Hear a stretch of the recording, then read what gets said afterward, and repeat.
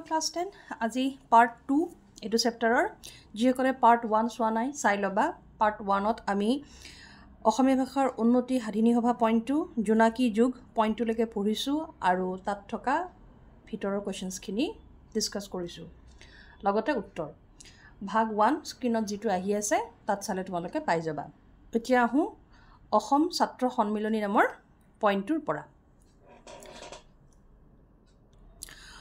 অসম ছাত্ৰ সন্মিলনী যেটো পইণ্ট সোৱা কি দিছে 1916 চনত অসম ছাত্ৰ সন্মিলনী গঠন অসমৰ ইতিহাসৰ এক গুৰুত্বপূৰ্ণ ঘটনা এই সন্মিলনীৰ প্ৰথম অধিৱেশন লক্ষ্মীনাথ বেজবৰুৱাৰ সভাপতিত্বত গুৱাহাটীত অনুষ্ঠিত হৈছিল এই সন্মিলনৰ মুখ্য উদ্দেশ্য আছিল অসমীয়া ভাষাৰ উন্নতি সাধন কৰা ছাত্ৰ সন্মিলনে অসমৰ বিভিন্ন বিদ্যালয় আৰু মহাবিদ্যালয় ছাত্ৰসকলৰ লগত মত আদান প্ৰদান কৰি এক সম্পৰ্ক স্থাপন কৰিবলৈ চেষ্টা কৰিছিল এই সন্মিলনে যদিও প্ৰথম অৱস্থাত ৰাজনৈতিক আলোচনা বা ৰাজনীতিৰ সক্ৰিয়ভাৱে জড়িত হোৱা নাছিল কিন্তু পিছলৈ দেশৰ জাতীয় আন্দোলনত সক্ৰিয়ভাৱে অংশগ্ৰহণ কৰিছিল তো এই সন্মিলনীখন গঠন হয় 1916 চনত আৰু ইয়াৰ সভাপতিত্ব কোনে কৰিছিলে সভাপতি আছিল লক্ষ্মীনাথ বেজবৰুৱা এই সভাখন বা এই দলটো গঠন হোৱাৰ আমাৰ অসমৰ ইতিহাসৰ এটা গুৰুত্বপূৰ্ণ ঘটনা হয়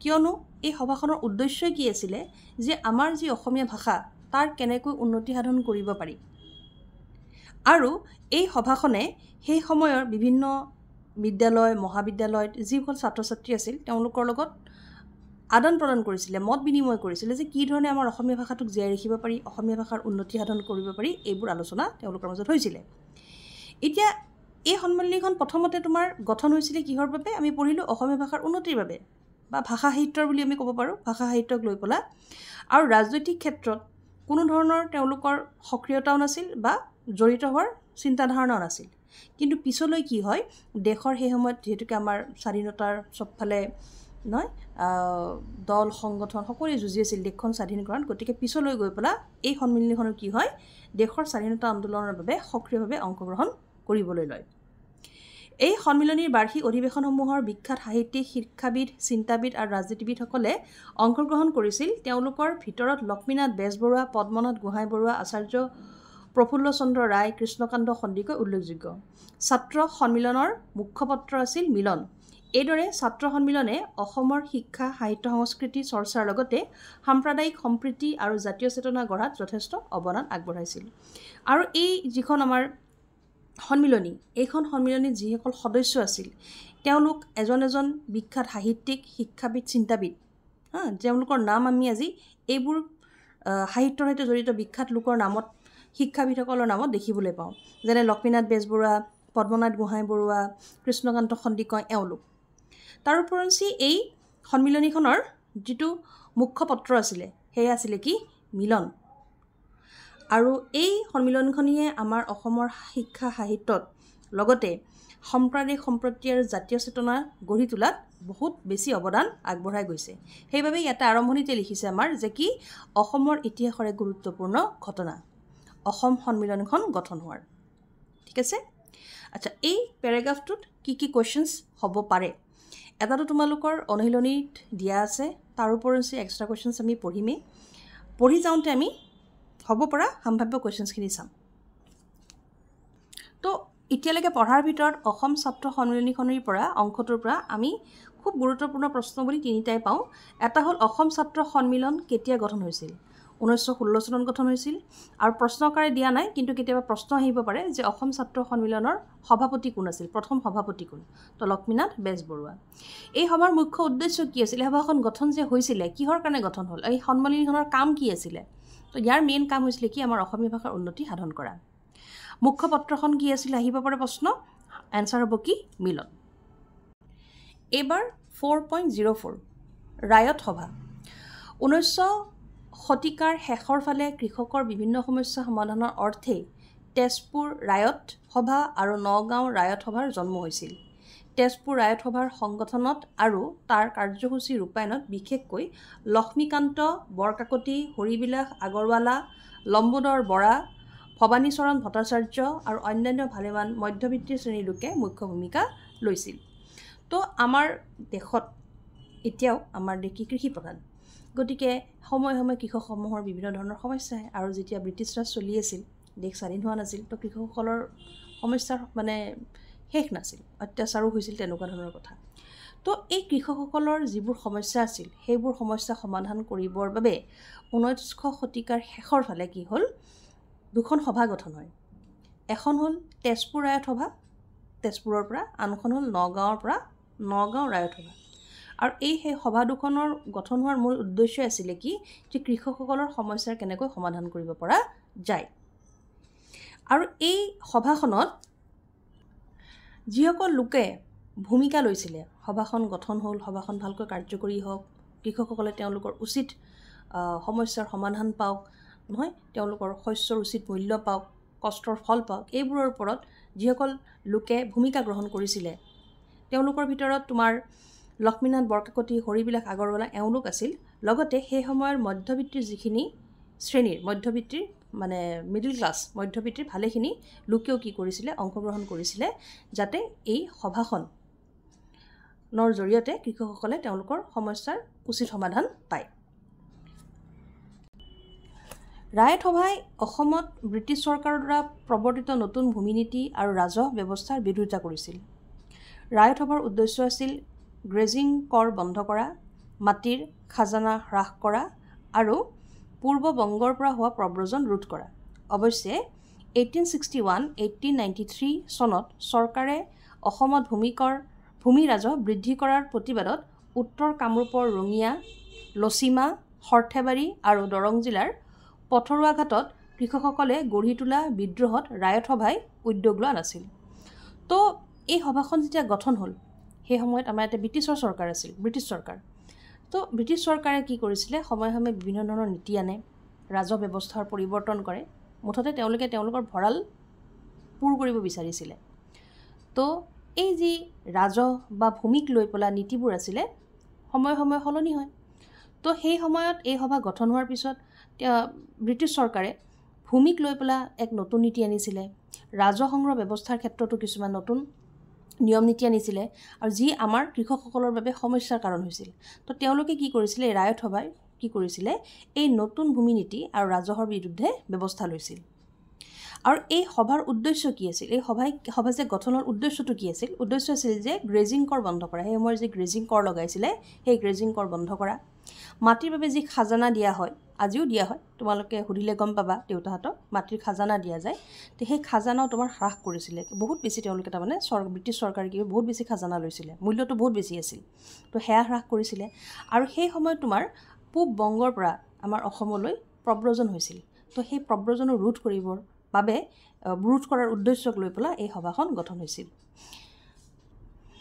এয়া আছিলে তোমাৰ এই ৰায়ত সভাৰ মুখ্য উদ্দেশ্য। তো কুৱেশ্যন আহিব পাৰে, ৰায়ত সভাৰ উদ্দেশ্য কি আছিল বুলি। 1934 চনত আইন অমান্য আন্দোলনৰ সময়ছোৱাত অসম প্ৰদেশ কংগ্ৰেছ সমিতিৰ তত্ত্বাৱধানত অসমত পুনৰ ৰায়ত সভা সক্ৰিয় হৈ উঠে। তাৰপিছত ৰায়ত সভা তোমাৰ গঠনৰ 19শ শতিকাৰ শেষৰ ফালে আকৌ তোমাৰ 1934 টাইমত কি হয়, এই সভাখন পুনৰ সক্ৰিয় হৈ উঠা দেখিবলৈ পোৱা যায়। আৰু এই সময়ছোৱাত কংগ্ৰেছ নেতাসকলে কৃষকসকলক ৰায়ত সভাৰ অধীনত সংগঠিত কৰিবলৈ চেষ্টা কৰে। সেই সময়ত কংগ্ৰেছ আছিলে, তো কংগ্ৰেছৰ যি নেতাসকল আছিলে, তেওঁলোকে কি কৰিছিলে, কৃষকসকলক এই সভাৰ জৰিয়তে বা এই সভাৰ অধীনত সংগঠিত কৰিবলৈ চেষ্টা কৰে। আৰু সেই সময়ত তোমাৰ 9 দুৱাৰ আৰু 6 দুৱাৰ যি ৰায়ত সভা আছিলে, এই দুখন ক্ৰমান্বয়ে শক্তিশালী হৈ অহা দেখিবলৈ পোৱা গৈছিল, যে 9 দুৱাৰ আৰু 6 দুৱাৰ ৰায়ত সভা দুখন যথেষ্ট শক্তিশালী হৈ অহা দেখা পোৱা গৈছিল। পিছলৈ লাহে লাহে আমাৰ এই ৰায়ত সভা শিৱসাগৰ দৰঙতো সংগঠন হোৱা দেখিবলৈ পোৱা যায়, গঢ়ি উঠা দেখিবলৈ পোৱা যায়। আৰু এই ৰায়ত সভাই কি কৰিছিলে, সেই সময়ৰ যি ৰাজহ আছিলে, সেই ৰাজহ, ভূমিৰ যি ৰাজহ হয়, প্ৰায় 50% যাতে হ্ৰাস কৰা হয়, তাৰ বাবে দাবী উত্থাপন কৰিছিল। ৰায়ত সভাসমূহক অধিক সক্ৰিয় আৰু শক্তিশালী কৰিবলৈ এক উমৈহতীয়া কেন্দ্ৰীয় সমিতি সদৌ অসম ৰায়ত সভা 1933 চনত গঠন হৈছিল। ইয়াৰ প্ৰথম অধিৱেশন যোৰহাটৰ তিলিকি আছামত 1933 চনৰ 8 এপ্ৰিল তাৰিখে কংগ্ৰেছ নেতা নবীন চন্দ্ৰ বৰদলৈৰ সভাপতিত্বত অনুষ্ঠিত হৈছিল। তাৰপিছত এই যি ৰায়ত সভা আছে, ই কি হ'ল, ক্ৰমান্বয়ে সক্ৰিয় হৈ আহিলে আৰু শক্তিশালী হৈ আহিল।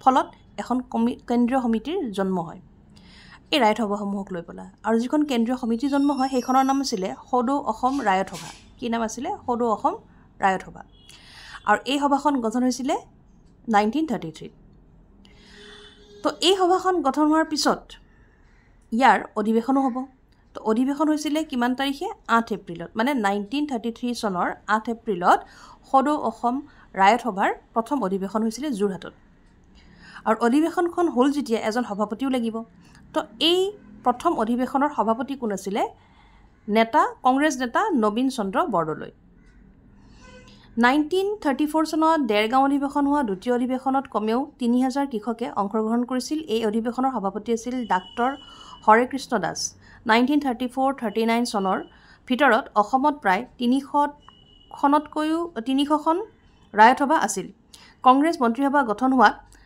1939 চনৰ পৰা ৰায়ত সভাসমূহৰ কাম কাজ নোহোৱা হৈ আহিছিল আৰু বিভিন্ন অঞ্চলত কংগ্ৰেছ সমিতিসমূহে ৰায়ত সভাসমূহক সামৰি লৈছিল তাৰ পিছত প্ৰথম অধিৱেশনৰ পিছত 1939 চনত দ্বিতীয় যি অধিৱেশন হয় সেয়া হৈছিলে দেৰগাঁৱত আৰু এই অধিৱেশনৰ সভাপতি আছিলে এইবাৰ কোন ডাক্তৰ হৰেকৃষ্ণ দাস মনত ৰাখিবা সদৌ অসম ৰায়ত সভা হৈছে কি ৰায়ত সভাসমূহৰ কেন্দ্ৰীয় সমিতি আৰু এই সদৌ অসম ৰায়ত সভা গঠন হয় 1933 প্ৰথম অধিৱেশন হৈছিলে যোৰহাটত সভাপতি আছিলে কংগ্ৰেছ নেতা নবীন চন্দ্ৰ বৰদলৈ দ্বিতীয় যিখন অধিৱেশন হৈছিলে সেয়া হৈছিলে দেৰগাঁৱত প্ৰায় সভাখন হোৱাৰ এবছৰ পিছত অৰ্থাৎ 1934ত আৰু এই ছেকেণ্ড অধিৱেশনৰ সভাপতি আছিলে কোন ডাক্তৰ হৰেকৃষ্ণ দাস আৰু এই সভাত প্ৰায় 3000ৰ অধিক কৃষকে কি কৰিছিলে অংশগ্ৰহণ কৰিছিলে তাৰপিছত তোমাৰ কি হয় ক্ৰমান্বয়ে এই যে সভা বা ৰায়ত সভা যি হয় তাত কংগ্ৰেছ মন্ত্ৰীসভা গঠন হোৱাৰ পিছত কাম কাজবোৰ নোহোৱা হৈ আহে তাৰমানে কি হয় এই কংগ্ৰেছ সমিতিসমূহে কি কৰে ৰায়ত সভাসমূহক সামৰি লয় কংগ্ৰেছ মন্ত্ৰীসভা যেতিয়া গঠন হ'ল 1939 চনত তেতিয়া কি হয় ৰায়ত সভাসমূহৰ কাম কাজ কমি আহে কাৰণ এই কংগ্ৰেছ সমিতিবিলাকৰ আণ্ডাৰতে কি হয় ৰায়ত সভাখন সোমাই পৰে তো লাহে লাহে এই সভাৰ কি হয় সামৰণি পৰে বুলি আমি ক'ব পাৰোঁ তো ইয়ালৈকে কি কুৱেশ্যন হ'ব পাৰে চাওঁ আহা তো ৰায়ত সভা অংশৰ পৰা পঢ়াৰ পিছত আমি কি কুৱেশ্যন পাওঁ প্ৰথমতে আহিব যে কিশোৰ সমস্যা সমাধানৰ বাবে জন্ম হোৱা সভাকেইখন কি তো দুখন সভা জন্ম হৈছিলে তেজপুৰ ৰায়ত সভা আৰু নগাঁও ৰায়ত সভা তেজপুৰ ৰায়ত সভা গঠনত মুখ্য ভূমিকা কাৰ আছিল তো এওঁলোকৰ আছিল তো দুই এজনৰ নাম তোমালোকে চাই ল'বা আৰু সেই সময়ৰ মধ্যবৰ্তী লোকসকল ৰায়ত সভাই কিহৰ বিৰোধিতা কৰিছিল ৰায়ত সভাখন গঠনটো হ'ল কাৰ কাৰণে কৃষকসকলৰ কাৰণে কৃষকসকলৰ সমস্যা সমাধানৰ কাৰণে তো এই সভাই কিবাহৰ বিৰোধিতা কৰিব তো সভাখনটো এনে গঠন হোৱা নাই তেওঁলোকে কিবা পদক্ষেপ ল'ব কিবা এটা কাম কৰিব তো তেওঁলোকৰ কামটো অৰ্থাৎ বিৰোধিতা আছিল কিহৰ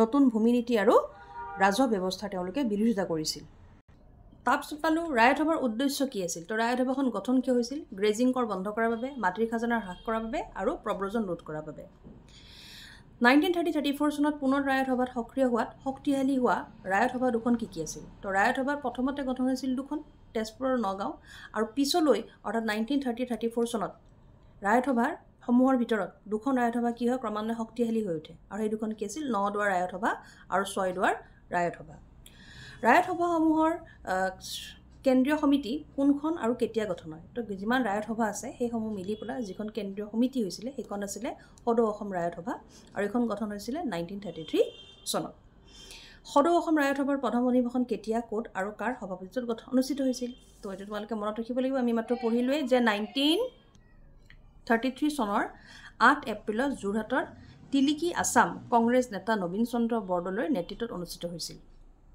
এখন প্ৰথম আৰু দ্বিতীয়খন লগতে কুৱেশ্যন বনাই পেলাই তোমালোকক আকৌ দিয়া নাই যে দ্বিতীয় অধিৱেশন কেতিয়া ক'ত আৰু কাৰ সভাপতিত্বত হৈছিল লিখাই দিছোঁ যে দ্বিতীয় অধিৱেশন হয় 1934 চনত দেৰগাঁৱত হয় সভাপতি আছিলে ডক্টৰ হৰেকৃষ্ণ দাস এইবাৰ নেক্সট পইণ্ট হ'ল আহোম সভা পঢ়িবলৈ যাওঁতে ওচৰতে ছবিখন দেখিছা এয়া হৈছে পদ্মনাথ গোহাঁই বৰুৱা আজিকালি তোমালোকৰ পৰীক্ষাৰ পেপাৰবোৰত সেবাৰ ছবি দি দিয়ে কোনো ব্যক্তিৰ বা কোনো স্থানৰ আৰু সোধে যে ছবিখন কিহৰ বা কেনেকুৱা MCQ টাইপতো দিয়ে গতিকে ছবিখন তোমালোকে চাই থবা এইজন হৈছে আমাৰ পদ্মনাথ গোহাঁই বৰুৱা আহোম সভা পদ্মনাথ গোহাঁই বৰুৱাৰ নেতৃত্বত 1839 চনত আহোম সভা প্ৰতিষ্ঠা হৈছিল তো আহোম সভা যিখন সেইখন কাৰ নেতৃত্বত প্ৰতিষ্ঠা হয় এই পদ্মনাথ গোহাঁই বৰুৱাৰ নেতৃত্বতে স্থাপন হৈছিলে 1893 চনত এই সভাৰ প্ৰথম অধিৱেশন 1893 চনত শিৱসাগৰ জিলাত অনুষ্ঠিত হৈছিল সংগঠন হোৱাৰ সংগঠিত হোৱাৰ পৰা প্ৰায় 40 বছৰ ধৰি আহোম সভাৰ সম্পাদক আছিল পদ্মনাথ গোহাঁই বৰুৱা। আহোম জনগোষ্ঠীৰ ৰাজনৈতিক, অৰ্থনৈতিক, শৈক্ষিক, সাংস্কৃতিক অৱনতিৰ প্ৰতি লক্ষ্য ৰাখি এই সভা গঠন কৰা হৈছিল। কানি বিৰোধী আন্দোলন আহোম সভাৰ এক অন্যতম কাৰ্য আছিল। আহোম জনগোষ্ঠীৰ মাজৰ পৰা কানিৰ প্ৰচাৰ আঁতৰাবলৈ সভাই অহোপুৰুষাৰ্থ কৰিছিল। গতিকে এই সভাখন গঠন হোৱাৰ পৰা প্ৰায় 40 বছৰলৈকে এই সভাৰ সভাপতি আছিলে কোন? পদ্মনাথ গোহাঁই বৰুৱা। আৰু এই সভাৰ মূল উদ্দেশ্য আছিলে কি? যে আমাৰ যি আহোমসকল আছে, যি আহোম জনগোষ্ঠী আছে, সেই আহোম জনগোষ্ঠীৰ ৰাজনৈতিকভাৱে, অৰ্থনৈতিকভাৱে, শৈক্ষিকভাৱে, সাংস্কৃতিকভাৱে উন্নতি সাধন কৰা। ঠিক আছে, যিবোৰ অৱনতি হৈছে সেইবোৰ দূৰ কৰা, উন্নতি কৰা, শৈক্ষিকভাৱে হওক, সাংস্কৃতিকভাৱে হওক, ৰাজনৈতিকভাৱে হওক, এইবোৰৰ প্ৰতি লক্ষ্য ৰাখিছিলে। আৰু সেই সময়ত আমাৰ আহোম জনগোষ্ঠীৰ মাজত কানিৰ প্ৰচলন আছিলে। আৰু এই কানিৰ প্ৰচলন ৰোধ কৰিবৰ বাবে এই সভাখনে কি কৰিছিলে? তোমাৰ কাৰ্য লৈছিলে। আৰু এই সভাখনৰ কাৰ্যসমূহৰ ভিতৰত এক কি আছিলে? কানি বিৰোধী আন্দোলন কি আছিলে? এক অন্যতম কাৰ্য। ঠিক আছে। 1910 চনত 1910 চনত এই সভাক সদৌ অসম আহোম এছ'চিয়েশ্যন নামেৰে নামাকৰণ কৰা হয়। এই এছ'চিয়েশ্যনেৰে এক উল্লেখযোগ্য ৰাজনৈতিক দাবী আছিল আহোমসকলক চৰকাৰীভাৱে সংখ্যালঘু সম্প্ৰদায়ৰ মৰ্যাদা প্ৰদান কৰি তেওঁলোকৰ বাবে বিধানসভাত আসন সংগ্ৰহ কৰা আৰু পৃথক সমষ্টি গঠন কৰা। তো 1910 চনত গঠন হ'ল 1893 চনত। তাৰ পৰা প্ৰায় 17 বছৰ পিছত এই যিখন সভা আছিলে, এই সভাখন কি হয়? সদৌ অসম আহোম এছ'চিয়েশ্যন নামেৰে নামাকৰণ হয়। আৰু এই এছ'চিয়েশ্যনখনৰ প্ৰথম দাবী কি আছিলে? যে এই যে আহোমসকল আছে তেওঁলোকক সংখ্যালঘু সম্প্ৰদায় প্ৰদান কৰা, লগতে তেওঁলোকৰ বাবে বিধানসভাত আসন সংগ্ৰহ কৰা আৰু এটা পৃথক সমষ্টি হিচাপে গঠন দিয়া। এই আছিলে এই সভাখনৰ মূল দাবী, ৰাজনৈতিক দাবী। এই উদ্দেশ্যেৰে 1930 চনৰ পৰা 40 দশক দুটাত আহোম এছ'চিয়েশ্যনে সক্ৰিয়ভাৱে দাবী উত্থাপন কৰিছিল। 1941 চনত আহোম এছ'চিয়েশ্যনৰ ভিতৰচোৱাত বিভাজনে দেখা দিছিল।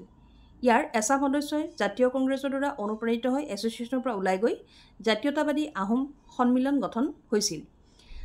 1950 চনৰ পৰা পিছৰ পৰাই এই এছ'চিয়েশ্যনে ক্ৰমাৎ দুৰ্বল হয়। পিছত কি হয়? তোমাৰ 40 বছৰমান চলিলে। তাৰপিছত 1941 চনৰ পৰা লাহে লাহে আমি দেখিবলৈ পাওঁ বা ষ্টাডিত গম পোৱা গৈছে যে ভিতৰচোৱা অৰ্থাৎ ভিতৰৰ সদস্যসমূহৰ মাজত কিছুমান মতানৈক্য হয়, অমিল আহে, কথাবোৰ নিমিলে। আৰু তেনে হোৱাৰ পিছত এচাম সদস্য কি হয়? এই সভাখন বা এই এছ'চিয়েশ্যনখন এৰি পেলাই আঁতৰি যায়। আঁতৰি যোৱাৰ পিছত তেওঁলোকে কি কৰে? নতুনকৈ আৰু এখন সন্মিলনী গঠন কৰে। সেইখনৰ নাম আছিলে জাতীয়তাবাদী আহোম সন্মিলনী। আৰু এই ধৰণে এই সভাখন সদৌ অসম আহোম এছ'চিয়েশ্যন দুটা ভাগত ভাগ হৈ যায়। এখনটো এইখনে, আৰু তাৰেই কিছু সদস্যই এই এছ'চিয়েশ্যন ত্যাগ কৰি পেলাই নতুনকৈ এখন জাতীয়তাবাদী আহোম সন্মিলনী গঠন কৰে। আৰু প্ৰায় 1950 পৰা লাহে লাহে এই এছ'চিয়েশ্যনখন দুৰ্বল হোৱা দেখিবলৈ পোৱা যায়। মানে লাহে লাহে ইয়াৰ প্ৰভুত্ব কমি অহা দেখিবলৈ পোৱা যায়। তো এই অংশৰ পৰা হ'ব পৰা কিছুমান important insight question, extra questions, যেনে আহোম সভা কাৰ নেতৃত্বত গঠন হৈছিলে? পদ্মনাথ গোহাঁই বৰুৱাৰ নেতৃত্বত গঠন হৈছিলে 1893 চনত। এই সভাৰ প্ৰথম অধিৱেশন ক'ত হৈছিলে? শিৱসাগৰত হৈছিল। কেতিয়া হৈছিলে? যিহেতুকে প্ৰথম অধিৱেশন, গতিকে গঠন হোৱা চনটোৰ লগত একেই হ'ব, 1893 চনত। তো এই সভাৰ কাৰ্য কি আছিলে? মেইন কাৰ্য কি আছিলে? কানি বিৰোধী আন্দোলন। ঠিক আছে। এই সভা কেতিয়াৰ পৰা বা গঠন হোৱা এছ'চিয়েশ্যন হয়? মানে এই সভাখন কেতিয়াৰ পৰা এছ'চিয়েশ্যন হিচাপে গঠন হয় বা কেতিয়া এছ'চিয়েশ্যন হিচাপে গঠন কৰা গ'ল? তো 1910 চনত 1910 চনত এই সভাখনক সদৌ অসম আহোম এছ'চিয়েশ্যন নামেৰে গঠন কৰা হয়। এই সভাৰ পৰা পৃথককৈ গঠন হোৱা নতুন সন্মিলনীখন কি আছিল? অলপ আগত তোমালোকক বুজালোৱে। ভিতৰচোৱাত ক্ৰমান্বয়ে কি হয়? দুৰ্বল হ'বলৈ ধৰে, ফলত দুভাগ হৈ যায়। দুভাগ হোৱাৰ পিছত নতুন এটা ভাগ আহে। সেই নতুন ভাগটোৰ নাম হৈছে কি বুলি সুধিছে? আচলতে নতুন ভাগটো কি সুধিছে এই কুৱেশ্যনটোত? তো নতুন সন্মিলনীখন কি? নতুন সন্মিলনীৰ নাম আছিলে জাতীয়বাদী আহোম সন্মিলনী। ঠিক আছে। এইবাৰ পঢ়িম আমি যোৰহাট সৰ্বজনীন সভা। 1884 চনত জগন্নাথ বৰুৱাৰ নেতৃত্বত যোৰহাট সৰ্বজনীন সভা স্থাপন হয়। এই সভাৰ প্ৰতিষ্ঠাপক সভাপতি আছিল ৰজা নৰনাৰায়ণ সিংহ বা মাজুমেলীয়া ৰজা, আৰু প্ৰতিষ্ঠাপক সম্পাদক আছিল জগন্নাথ বৰুৱা। কলিকতাত পঢ়ি থকা সময়তে বংগৰ কেইবাটাও সংস্থা যেনে আত্মীয় সভা, ভাৰতীয় সংস্থা আদিৰ পৰা অনুপ্ৰাণিত হৈ বৰুৱাই অসমতো অসমীয়া সমাজৰ উন্নতিৰ হকে এক সংগঠন স্থাপন কৰিবলৈ প্ৰচেষ্টা চলাইছিল। জগন্নাথ বৰুৱাৰ আশাসুধীয়া প্ৰচেষ্টাত গঢ়ি উঠা এই সভাখনেই আছিল অসমৰ প্ৰথম ৰাজহুৱা ৰাজনৈতিক অনুষ্ঠান। তো আমাৰ যি যোৰহাট সৰ্বজনীন সভা এয়া গঠন হৈছিলে 1884 চনত আৰু ইয়াৰ নেতৃত্ব কৰিছিলে কোনে? জগন্নাথ বৰুৱাই। আৰু এই সভাৰ সম্পাদক আছিলে জগন্নাথ বৰুৱাদেৱে আৰু সভাপতিত্ব কৰিছিলে ৰজা নৰনাৰায়ণ সিংহ আৰু মাজুমলীয়া ৰজাই। এতিয়া এই সভাখন যে গঠন হ'ল একচুৱেলি কি হৈছিলে তোমাৰ আমাৰ সম্পাদক জগন্নাথ বৰুৱাদেৱে যেতিয়া কলিকতালৈ পঢ়িবলৈ যায় যাওঁতে তেখেতে দেখিছিলে যে তাৰে কিছুমান সংস্থা আছে যেনে আত্মীয় সভা, ভাৰতীয় সংস্থা আদিবোৰে কি কৰে সেই ঠাইৰ মানুহবোৰৰ বা ভাষাৰ বা সকলো ফালৰ পৰা উন্নতি সাধনৰ বাবে যুঁজ দিয়ে। তাকে দেখি তেওঁ নিজৰ অসমীয়া সমাজখনৰ উন্নতিৰ হকে অসমীয়া সমাজখনৰ ভালৰ বাবে সপোন দেখি পেলাই এই সভাখন গঠন কৰে যে যোৰহাট সৰ্বজনীন সভা। আৰু এই সভাখন আচলতে আমাৰ অসমৰ প্ৰথম ৰাজহুৱা ৰাজনৈতিক অনুষ্ঠান বুলি আমি ক'ব লাগিব। এইখনে প্ৰথম যি ৰাজহুৱা ৰাজনৈতিক অনুষ্ঠান। এই সভাখনৰ কিছুমান উদ্দেশ্য আছিলে। এই সভাৰ মূল উদ্দেশ্যসমূহ আছিল ৰাইজৰ আশা আকাংক্ষাৰ বিষয়ে চৰকাৰক অৱগত কৰোৱা, চৰকাৰৰ উদ্দেশ্য আৰু নীতি জনসাধাৰণক বুজোৱা, জনসাধাৰণৰ অৱস্থাৰ উন্নতি সাধন কৰা। তো এই সভাখনে কি কৰিছিলে? উদ্দেশ্য কেইবাটা হাতত লৈ আহিছিল। তাৰে ভিতৰত এই তিনিটা মুখ্য। ৰাইজৰ আশা আকাংক্ষাৰ বিষয়ে চৰকাৰক অৱগত কৰোৱা। চৰকাৰ এখন গঠন হোৱাৰ পিছত ৰাইজে চৰকাৰখনৰ পৰা কিবা কিবি আশা কৰে। তো চৰকাৰে গম পাইছেনে পোৱা নাই বা চৰকাৰক অৱগত কৰা ইন দ্য চেন্স চৰকাৰক বাৰে বাৰে মনত পেলোৱা যে এইখিনি কৰিব আছে বা এইখিনি কৰিব লাগে বা ৰাইজক এইখিনি লাগে। সেইটো চৰকাৰৰ উদ্দেশ্য আৰু নীতিক জনসাধাৰণক জনোৱা। তাৰোপৰি চৰকাৰে কোনো এটা কাৰ্য কি কথাত কৰিছে বা সেই নীতিটোৱে কি কৰিব ভৱিষ্যতলৈ এইবোৰ জনোৱাও এইখন অনুষ্ঠানৰে কাৰ্য আছিলে।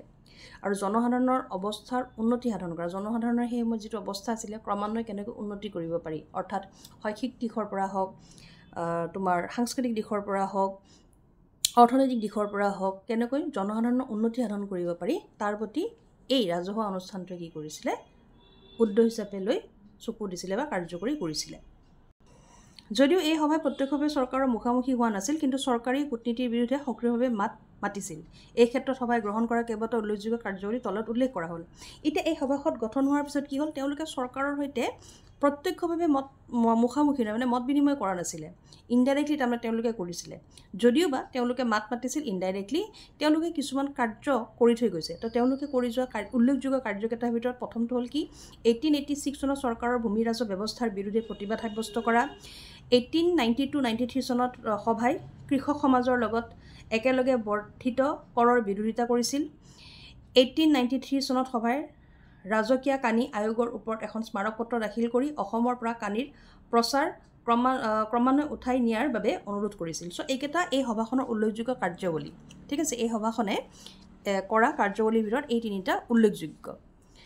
এই সভাই 1905 চনত বংগ বিভাজনৰ তীব্ৰ বিৰোধিতা কৰিছিল। তেওঁলোকে পূব বংগৰ সৈতে অসমক সাঙুৰি দিলে অসমৰ ৰাজনৈতিক ভৱিষ্যত বিপদাপন্ন হ'ব বুলি মতবাদ আগবঢ়াইছিল। কিন্তু 1905 খ্ৰীষ্টাব্দৰ 1 নৱেম্বৰ তাৰিখে তদান্তৰন অসমৰ মুখ্য আয়ুক্ত ব্যামফিল্ড ফুলাৰে গুৱাহাটীত উপস্থিত হৈছিল। বংগ ভংগই অসমৰ উপকাৰ কৰিব বুলি কোৱাত অসম এছ'চিয়েশ্যনৰ সম্পাদক মণিচন্দ্ৰ বৰুৱা আৰু যোৰহাট সৰ্বজনীন সভাৰ সভাপতি জগন্নাথ বৰুৱাই বংগ ভংগ বিৰোধী মনোভাৱ ত্যাগ কৰিছিল। সভাই এই নতুন প্ৰদেশত অসমৰ জনসাধাৰণৰ অধিকাৰ অংশগ্ৰহণ কৰিবলৈ দাবী কৰিছিল। জগন্নাথ বৰুৱাৰ মৃত্যুৰ পিছত সৰ্বজনীন সভা দুৰ্বল হৈ পৰিছিল যদিও 1921 চনলৈকে ই কোনোমতে জীয়াই আছিল। তো এই সভাখনে তোমাৰ কাৰ্যাৱলী কি হাতত লৈছিল আমি গমেই পালোঁ। তাৰোপৰি সেই সময়ত তোমাৰ 1905 চনত বংগ বিভাজনৰ তীব্ৰ বিৰোধিতা কৰিছিল। 1905 চনত যে বিভাজন হ'ব নালাগে। আৰু এই বংগ বিভাজনৰ বিৰোধিতা কেৱল আমাৰ যোৰহাট সৰ্বজনীন সভাই কৰা নাছিলে, আছাম এছ'চিয়েশ্যনেও কৰিছিলে। কিন্তু পিছলৈ গৈ পেলাই যেতিয়া তেওঁলোকক সেই সময়ৰ তোমাৰ মুখ্য আয়ুক্ত আছিলে তেওঁ বুজোৱাত তেওঁলোকে এই বংগ বিভাজনৰ বিৰোধিতাৰ যি মনোভাৱ ত্যাগ কৰে। আৰু লাহে লাহে তোমাৰ এই সভাখন দুৰ্বল হৈ আহে, বিশেষকৈ যেতিয়া তোমাৰ জগন্নাথ বৰুৱাদেৱৰ মৃত্যু হয়। আৰু 1921 চনৰ পৰা লাহে লাহে নাইকিয়া হৈ পেলাই আৰু এই সভাখনৰ সমাপ্তি ঘটে বুলি কোৱা হয়। তো ইয়ালৈকে থকা ইম্পৰ্টেণ্ট কুৱেশ্যনছখিনি হ'ব পাৰে। যোৰহাট সৰ্বজনীন সভা কেতিয়া স্থাপন হয়? 1884 চনত। এই সভাৰ প্ৰতিষ্ঠাপক সভাপতি আৰু সম্পাদক কোন আছিল? সভাপতি ৰজা নৰনাৰায়ণ সিংহ মাজুমেলীয়া ৰজা আৰু সম্পাদক আছিল জগন্নাথ বৰুৱা। অসমৰ প্ৰথম ৰাজহুৱা ৰাজনৈতিক অনুষ্ঠানটো কি? এইটো খুব ইম্পৰ্টেণ্ট কুৱেশ্যন হয়। তো অসমৰ প্ৰথম ৰাজহুৱা ৰাজনৈতিক অনুষ্ঠান আছিলে কি? যোৰহাট সৰ্বজনীন সভা। ৰাজকীয় কানি আয়োগৰ ওপৰত স্মাৰক পত্ৰ কোনে দাখিল কৰিছিল? চ' 1893 চনত যোৰহাট সৰ্বজনীন সভাই স্মাৰক পত্ৰ দাখিল কৰিছিল। এইখিনিলৈকে হ'ল তোমাৰ এই পাঠটোৰ ভাৰতৰ স্বাধীনতা আন্দোলন আৰু অসমৰ জাতীয় জাগৰণৰ শিকনি বুজাই দিলোঁ প্লাছ এক্সট্ৰা কুৱেশ্যনছখিনি। নেক্সট অংশত তোমালোকে ইয়াৰ পিছৰখিনি বুজোৱা যাব, লগতে তাৰ সৈতে জড়িত এক্সট্ৰা কুৱেশ্যনছখিনিও আলোচনা কৰা যাব।